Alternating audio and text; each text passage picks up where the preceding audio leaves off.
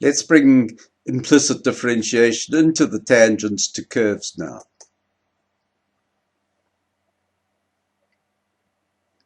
Not too bad, this one. Fairly simple implicit differentiation, and at least we're given the whole point. The fraction shouldn't matter because we have calculators that deal with that so easily. So first we need to find dy by dx because we need to know the gradient. That's the whole idea. So there is a product, so we need to use product rule, remembering that the derivative of the y is dy by dx. Of course, the derivative of the x is just 1 because this is differentiation with respect to x. Simplify, common factor, divide. So there's our first step done. Now we need to substitute the point into dy by dx to find the actual gradient. This is the first time we're substituting a whole point into the derivative because in the previous tangents questions we had only x in the derivative. And there's our gradient, -3/4. Another one, this time we're only given the x value, so this is going to involve an extra step of finding the y value by substituting the x into the original equation and solving. So let's find dy by dx by implicit differentiation first. Notice that we've done the chain rule. Inside function x minus 2, outside function squared, so therefore twice that to the 1, and then derivative of the inside 1. Don't forget that, easy to forget that. This one, derivative of the outside, twice bracket to the 1, the inside remaining the same, multiplied by derivative of the inside, and because this is with respect to x, that y, the derivative is dy by dx. And derivative of the constant is 0.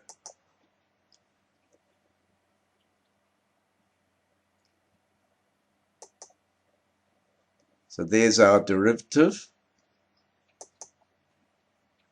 Now we need to find the y value because we cannot do anything with that until we know the x and y value. So I've substituted the 1 into the x in the original. Now at this stage, don't multiply this bracket out because that really causes extra work. Because here now we have y plus 3 squared equals 9. So we can square root both sides, introducing the plus or minus. And that gives us 2 answers. Now we have to take each of those 2 answers to go with the 1. And so we now have 2 points of contact.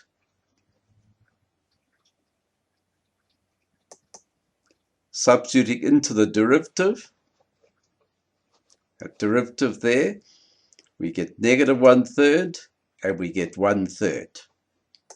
And we go on to y minus y1 equals mx minus x1. Be careful to substitute that point with that gradient, and then that point with that gradient.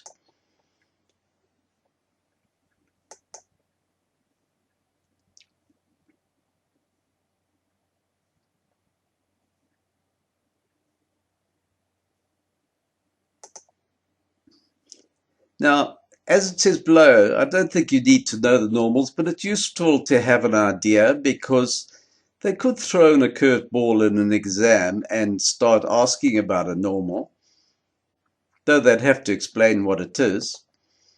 But here's what a normal is anyway. A normal at any point of the curve is perpendicular to the tangent at that point. Here's an illustration. There is a parabola. There is the tangent, the blue line is the tangent, so the normal is the one that's perpendicular to that tangent at the point of contact.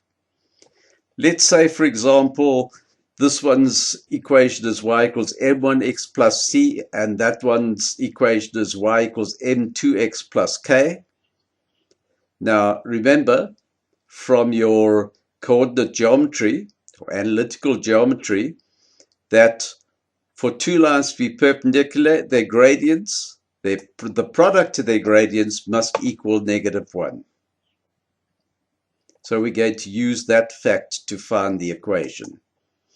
We'll just store that over there for now. Here's the equation back again. Very colorful, but just so that we can follow each of the steps. So there we are. That's a product. Now there's a reminder for you. Y prime is dy by dx. And I simply probably wouldn't have had space to fit it in and still have it all neat, but it's so useful using y prime, and you're welcome to use it anytime instead of dy by dx. They use it particularly once you get to tertiary institutions. So here we have 3x. So derivative is 3 and y squared plus the 3x multiplied by the derivative of the outside, 2y, derivative of the inside, y prime, minus. Product rule there, 2. Derivative of x is 1, derivative of y is y prime, because we're differentiating with respect to x. 0 for the constant. Simplifying. I've collected all y primes on one side and taken non-y primes to the other. And you take out a common factor of y prime and divide. Jump some steps here, but I'm sure that it's not too confusing, if at all confusing, as to what's happened here. Now, we're going to substitute the -2 into the derivative, -2, 3 into the derivative to find the gradient of the tangent. So there's the gradient of the tangent, and using this rule, we get 27 over 8 is the derivative, is the gradient of the normal. And now we put it into y minus y1 equals m into x minus x1. Simplifying. There's our equation of the normal.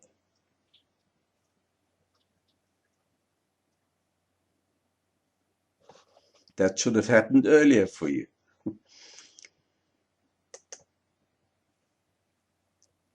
Here's some examples to do now. Now these are pretty straightforward. These are from your textbook, page 195, exercise 5b, 1 to 4. These are all much the same sort of thing of implicit differentiation, though they can get quite complex, but nothing too stretching. There down the side are the links to the videos on the Mindborn video portal. If you're using the PowerPoint, you'll be able to click to any of these links. So here are the answers.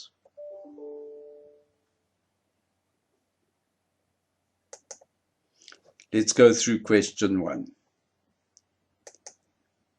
Derivative of both sides.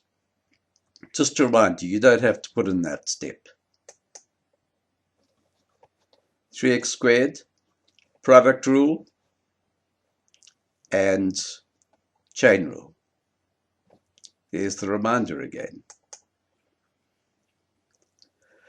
Collect y primes, non-y primes other side, common factor out, divide, and we can now substitute -1 into there to get the gradient.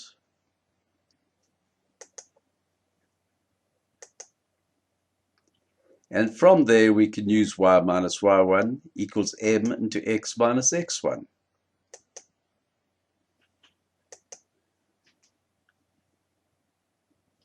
And that confirms the answer on the previous page and the answers given.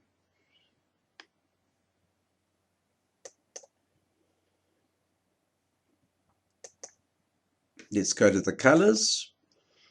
differentiation of both sides. So once again, x squared, pretty straightforward. Product rule, remembering that the derivative of y in implicit differentiation is y prime dy by dx, and 7y squared is our chain rule. Outside function, 7 times boom boom boom squared, which means 14 times boom boom boom to the 1, where the inside stays the same, the y. Then we have to multiply by the derivative of the inside, which is y. Simplifying, I've divided through by 2 at that stage, just to take out a common factor throughout the equation. Collecting and factorizing, and there we have our derivative. Now we need to find the gradient, so we substitute that point into the derivative. So there's the gradient. Now we use y minus y1 equals m into x minus x1. With that as m, the minus 1, and there's our 0.31.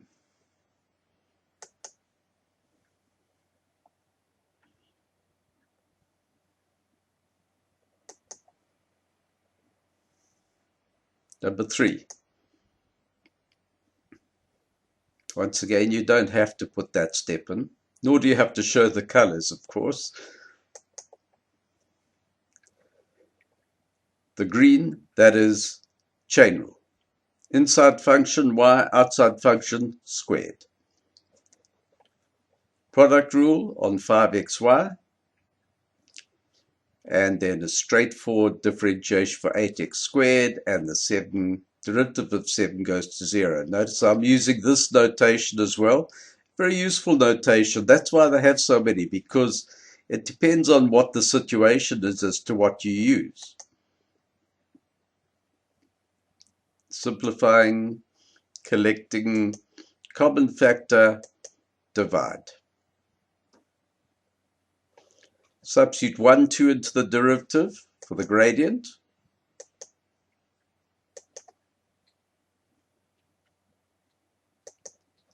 And then we go into y minus y1, etc., etc. There's our point substituted for the y1 and x1. And there's our gradient m.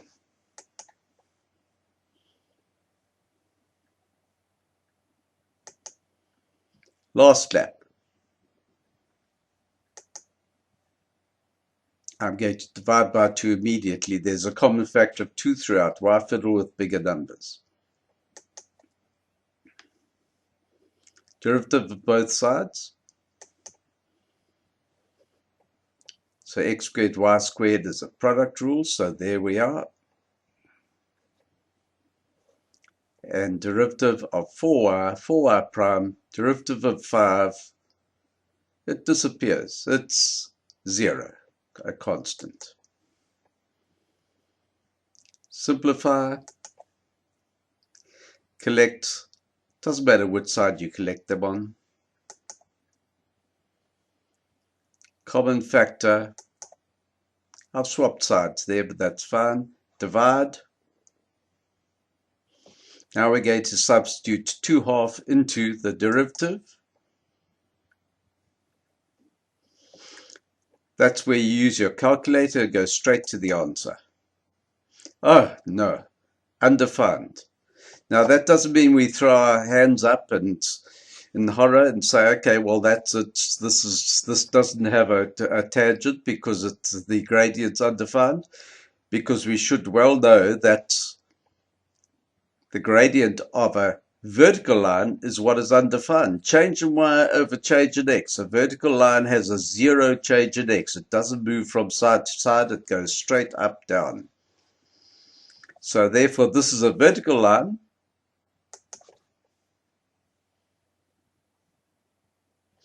And a vertical line has the general equation x equals c, c being a constant.